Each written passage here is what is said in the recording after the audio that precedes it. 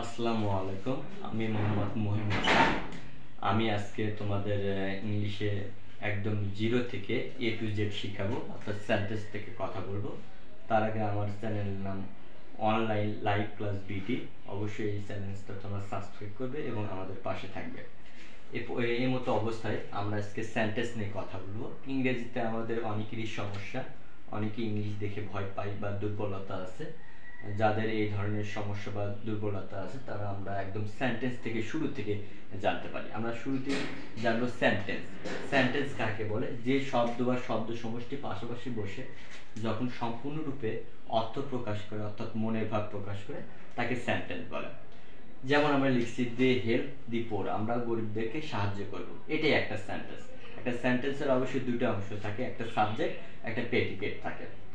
এছাড়াও অর্থভেদে সেন্টেন্স 5 প্রকার। অর্থভেদে কত প্রকার? সেন্টেন্স 5 প্রকার। আমরা একটু চার্টের মাধ্যমে দেখে দিচ্ছি যে assertive sentence, interrogative sentence, imperative sentence, operative sentence, exclamatory sentence.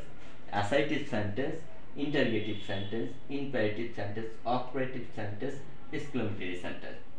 Assertive sentence, শুরুতে আমরা অ্যাসার্টিভ সেন্টেন্স নিয়ে কথা বলবো। অ্যাসার্টিভ সেন্টেন্সের আরও বিস্তারিত আমরা কথা বলবো, আজকে শুধু তোমাদের বেসিক ধারণাটা দিচ্ছি। অ্যাসার্টিভ সেন্টেন্স এর বাংলা অর্থ হলো বর্ণনা বা বিবৃতি বোঝানো হয়। কোনো সেন্টেন্সের বর্ণনা বা বিবৃতি বোঝালে তাকে আমরা অ্যাসার্টিভ সেন্টেন্স বলবো। আমরা যদি বলি যে আই হ্যাভ এ পেন, আমার একটি কলম আছে, আমরা বোর্ডে কিছু লিখে রেখেছি, এটা সংখ্যাটা আমরা জানলাম। তারপরে আমাদের যেটা জানতে হবে সেটা হলো স্ট্রাকচার। প্রত্যেকটা সেন্টেন্সের একটা গঠন প্রণালী আছে, সেটাই জানবো আমরা। এই অ্যাসার্টিভ সেন্টেন্সের গঠন প্রণালীটা হলো subject plus to be verb plus extension, অর্থাৎ সেন্টেন্সের বাদ বাকি অংশ। এখানে টু বি ভার্ব হতে পারে, আমরা টু বি ভার্ব কোনটা জানি? অ্যাম, ইজ, আর। এই দুটাকে এইগুলো হলো টু বি ভার্ব। এছাড়াও আরও টু বি ভার্ব থাকতে পারে। আমরা এখানে এই তিনটা নিয়ে কথা বলবো, যে অ্যাম, ইজ, আর কোথায় ব্যবহার হবে। তাহলে আমরা স্ট্রাকচারটা জানলাম। প্রথমে কি জানলাম? সংজ্ঞা জানলাম যে যে সেন্টেন্স দ্বারা কোনো বর্ণনা বা বিবৃতি বোঝানো হয় তাকে অ্যাসার্টিভ সেন্টেন্স বলে। এরপরে আমাদের কি স্ট্রাকচার জানতে হবে। এখানে স্ট্রাকচার লিখে রাখছি subject plus to be verb plus extension, অর্থাৎ প্রথমে সাবজেক্ট দিতে হবে, তারপর টু বি ভার্ব দিতে হবে, তারপর এক্সটেনশন দিতে হবে। যেমন লিখছি যে আমি একজন শিক্ষক, তাহলে দেখো এখানে সাবজেক্ট দিছি আই, এর সাথে দেখো আমাদের সবসময় অ্যাম হবে, আই অ্যাম। তাহলে এই অ্যামটাই কি? এই অ্যামটাই হলো to be verb. To be verb হলো তিনটা, আমরা বোর্ডে লিখে দিচ্ছি অ্যাম, ইজ, আর। তাহলে এই অ্যামটা হলো টু বি ভার্ব। তাহলে আই অ্যাম, এরপরে বলছে কি সেন্টেন্সের বাদ বাকি অংশ এক্সটেনশন, এ টিচার। তাহলে আমি হই একজন শিক্ষক। আমাদের অ্যাসার্টিভ সেন্টেন্স গঠন হলো।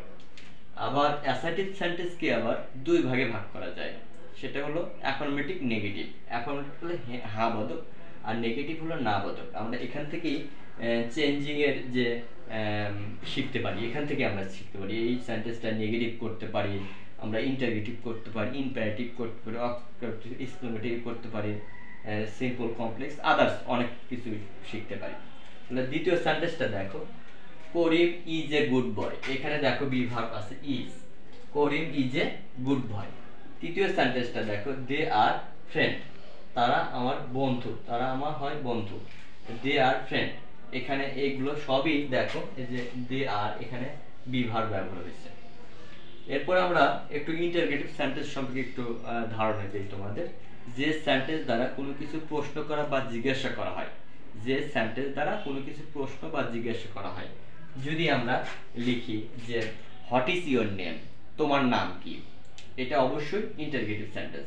এটা যদি না চিনি, আর ইন্টারগেটিভ সেন্টেন্স চেনার একটা ওয়ে আছে, সেটা হলো প্রশ্নতে একটা চিহ্ন থাকবে। আর ইন্টারগেটিভ সেন্টেন্সটা সবসময় how, what, where, when, which, why এগুলো দিয়ে থাকে। তাহলে ইন্টারগেটিভ সেন্টেন্সটা সংজ্ঞাটা কি? যে সেন্টেন্স দ্বারা কোনো কিছু প্রশ্ন করা বা জিজ্ঞাসা করা হয়, যেমন হোয়াট ইজ ইউর নেম, তোমার নাম কি, হাউ আর ইউ, তুমি কেমন আছো, what class are you in, এখন তুমি কোন শ্রেণীতে পড়ো, এই জাতীয় যত ধরনের প্রশ্ন করা হবে সেটা অবশ্যই ইন্টারগেটিভ সেন্টেন্স। আর ইন্টারগেটিভ সেন্টেন্সটা সবসময় ডাব্লিউএস ওয়ার্ড দিয়ে শুরু হতে পারে, how, what, where, when, which এগুলোতে। এরপরে আমরা বোর্ডে দেখতেছি যে ইম্পারেটিভ সেন্টেন্স, যে সেন্টেন্স দ্বারা আদেশ, অনুরোধ, উপদেশ, নির্দেশ এগুলো বোঝানো হবে। আদেশ, উপদেশ, অনুরোধ, নিষেধ এগুলো বোঝানো হবে। আমি যদি বলি যে প্লিজ ওপেন দ্য ডোর, এটা অবশ্যই ইম্পারেটিভ সেন্টেন্স। এরপরে আসো অপারেটিভ সেন্টেন্স, যে সেন্টেন্স দ্বারা আশীর্বাদ বা প্রার্থনা সূচক বাক্য বোঝানো হয়। যেমন যদি আমি বলি মে আল্লাহ হেল্প ইউ, আল্লাহ তোমাকে সাহায্য করুক, এটা অবশ্যই অপারেটিভ সেন্টেন্স।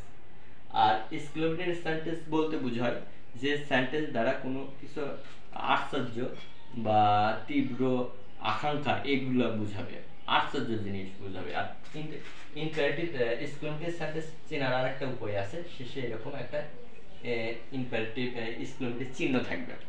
যেমন যদি আমি বলি যে হাউ টেন্স, কি অদ্ভুত, এই ধরনের সেন্টেন্সটাকে আমরা ইম্পারেটিভ সেন্টেন্স বলবো।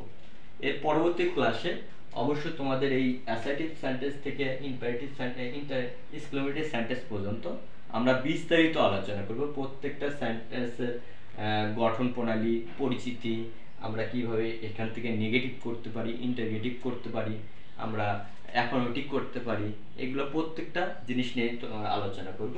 আমার ক্লাসটা কেমন লেগেছে এটা নিয়ে তোমরা অবশ্যই আমার কমেন্ট বক্সে লিখে জানাবে।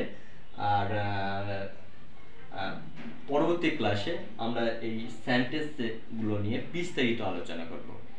এ পর্যন্ত ভালো থাকো, সুস্থ থাকো, সকলকে অসংখ্য ধন্যবাদ। আসসালামু আলাইকুম।